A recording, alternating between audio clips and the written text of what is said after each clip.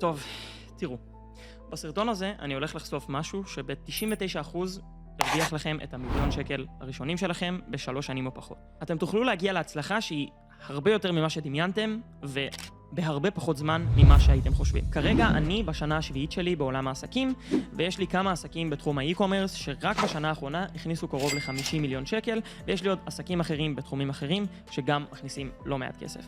אז מה שאני אומר פה, אני אומר מניסיון. עכשיו, לא רק זה, אלא שבשנים האחרונות יצא לי לדבר עם המון אנשים מאוד מצליחים, בהרבה תחומים שונים. זאת אומרת, אני מכיר אנשים שמכניסים 100 מיליון ויותר בשנה מסוכנות שיווק, אנשים שמכניסים מיליונים על גבי מיליונים מדרופשיפינג, אנשים שיש להם מותגי אי-קומרס ששווים $1 מיליארד ויותר. כל תחום שלא יהיה, פגשתי, דיברתי. עכשיו, הרבה אנשים שלא מגיעים מעולמות העסקים, מסתכלים על יזמים כאלה מבחוץ, וחושבים שהם גאוני על, ושהם עובדים כל היום, ושיש להם משהו מיוחד. מהיכרות אישית עם אנשים כאלה, הייתי אומר לכם שכן, חלק מהם מאוד חכמים, אבל הרבה מהם לא חכמים, ואפילו הייתי מגדיר אותם פחות מהממוצע. עוד משהו שהרבה אנשים חושבים, זה שכדי להצליח כמו היזמים האלה, צריך לעבוד קשה מהבוקר עד הערב. אבל מהיכרות עם האנשים האלה, אני יכול להגיד לכם שהרבה מהאנשים הכי מצליחים שאני מכיר, לא עובדים כל כך קשה.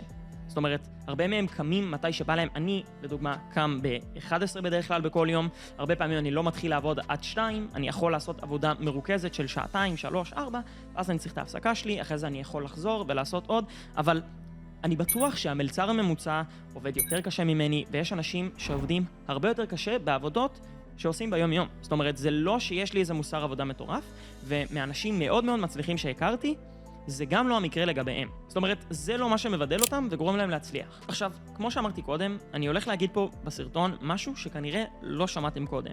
עכשיו, הסיבה שרוב האנשים, וכנראה אתם ביניהם, לא שמעתם את הדבר הזה, היא כי להגיד לכם את זה לא משרת את כל מי שמוכר לכם קורסים והכשרות ושיטות ואומר לכם שקל להתעשר ואתם יכולים לעשות את זה, כי זה לא משרת אותם. בסוף את הכסף שלהם הם עושים מלמכור לכם חלום, ואז אתם משלמים ומגלים שיש איזשהו פער בין החלום שנמכר לבין המציאות. עכשיו, משהו ששמתי לב אליו שמשותף כמעט לכל האנשים שפונים אליי ורוצים שאני אעזור להם להצליח, בין אם זה חברים, בין אם זה אנשים שפונים אליי באינסטגרם כי הם ראו את היוטיוב שלי ואת המדריכים שלי וכל הדברים האלה, הוא שהם בטוחים שהפער בינם לבין ההצלחה נמצא בידע. זאת אומרת רק אם הם היו יכולים ללמוד שיטה או דרך מסוימת או מידע, אז הם היו יכולים להצליח.